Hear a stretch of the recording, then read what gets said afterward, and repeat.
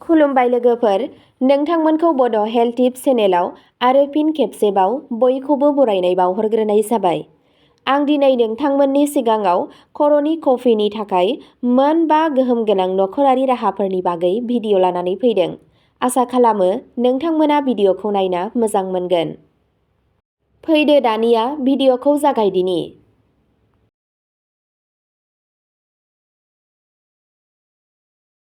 कफिआ मोनसे सरासनस्रा जेंना। बेखौ सुस्रांनायनि गोरलैसिन राहाया जादों बेफोर मिथिंगायारि नखरारि राहाफोर। डेन्ड्राफ एबा कफिआ मोनसे अरायसम जेंना आरो बेयो बैसोबादियै फारागथि खालामा। बैसोगोरानिफ्राय लानानै सेंग्रा-सिख्ला आरो गथ'साफोरसिम जायखिजाया सुबुंनावनो जानो हागौ। जेब्ला गथ'फोरनि बाथ्रा फैयो, अब्ला जों बाहायनाय दिहुनजानाय मुवाफोर एबा जों नाजानाय राहाफोरनि सायाव बांसिन सांग्रां जानांगौ, मानोना बिसोरनि बिगुरा जोबोद सेनसिटिभ जायो। मोनसे फ्लेक गोनां खर'नि बिगुर आरो माननायनि जाहोनाव गोरान जानो हागौ, बेनिखायनो बे जेंनाखौ थाबैनो सुस्रांनाया साबसिन जायो। कफिआ गोबां रोखोमनि जाहोनफोरनि थाखाय जानो हागौ, जेरै बांद्राय थाव, थि नङै खानाय सुनाय, जोबोद गोरान खर'नि बिगुर आरो गोबां बायदि बायदि। गोबां दिहुनजानाय मुवाफोरखौ नाजानायनि सोलायै गथ'फोरनि गेजेरावबो कफिनिफ्राय बारग'नो थाखाय बेफोर गोहोम गोनां नखरारि राहाफोरखौ बाहाय। सेथियावनो दङ लेबुनि रोसि। लेबुनि रोसिआ कफिखौ फाहामनायनि थाखाय मोनसे मुंदांखा मुलि। बेयो स्केल्पनि pH बेलेन्सखौ लाखिनायाव मदद खालामो आरो बांद्राय थावखौ बोखारो। बे राहाखौ बाहायनो थाखाय लेबुनि रोसि ला। बेखौ नारेंखल थाव होदेरनानै मोजाङै गलायना गावनि खानायाव फुन। बेखौ 10 निफ्राय 15 मिनिटनि थाखाय मालिस खालाम आरो आरोबाव 10 मिनिटनि थाखाय दोन। बेखौ नोंथांनि खानाइनि रोखोमनि थाखाय साबजाथाव सेम्पुजों सुनानै ला। नैथियाव दङ एल'भेरा जेल।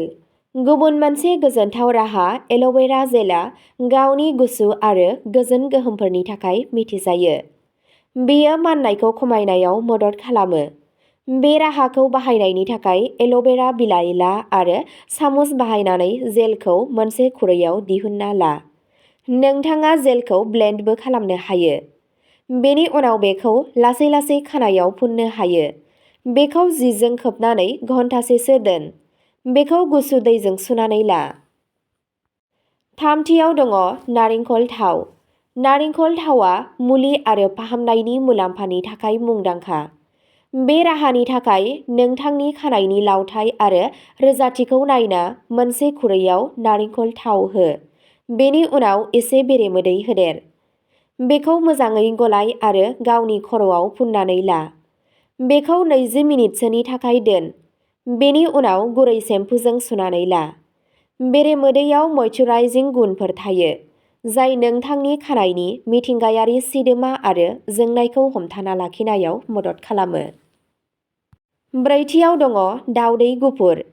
दावदैनि गुफुर बाहागोआव एमिन' एसिडनि बिबां थायो, जाय खहा जानाय खानाइखौ फाहामनायाव मदद खालामो। बिसोर खर'आव बांद्राय थावखौबो सामलायो, जाय कफिखौ होबथानायाव मदद खालामो। बे फाहामथायनि थाखाय नोंथांनो दैसे दावदैनि गुफुर आरो 1 सामुस लेबुनि रोसि नांगोन। बेफोरखौ मोजाङै गोरोबहो एबा मिलाय, थोंजोङै खर'नि मोदोमाव बाहाय। गावनि खर'खौ खोबनानै ला आरो 15 मिनिटसोनि उनाव गुसु दैजों सुनानै ला। बाथियाव दङ आमलाइ। आमलाइआ खानाइनि थाखाय गोबां मुलाम्फा होयो आरो बेयाव भिटामिन सि आरो मिथिंगायारि एन्टिअक्सिडेन्ट गोबां थायो। बेयाव एन्टिमाइक्रबियेल गुनफोरबो दं जाय बेक्टेरिया बारायनाय एबा सन्देरनायखौ होबथानायाव मदद खालामो। 1 एबा 2 काप आमलानि गुन्दै ला आरो बेखौ दैजों गलायना मोनसे गुरै पेस्ट बानायना ला। बे मिलायनायखौ गावनि खानायाव बाहाय आरो खानाइखौ खोबथेनानै ला। बेखौ 30 मिनिटसोनि थाखाय दोन। बेनि उनाव गुसु दैजों सुनानै ला। जुदि नोंथाङा आमलाइनि गुन्दै आरो एल'भेरा जेल नांगौब्ला भिडिअनि प्रडाक्ट टेगआव होनाय दङ, नोंथांमोना लिंकआव थुनानै अनलाइननि गेजेरजों अर्डार खालामनो हागोन। अब्ला दिनैनि भिडिअआ बेखिनियावनो जोबबाय।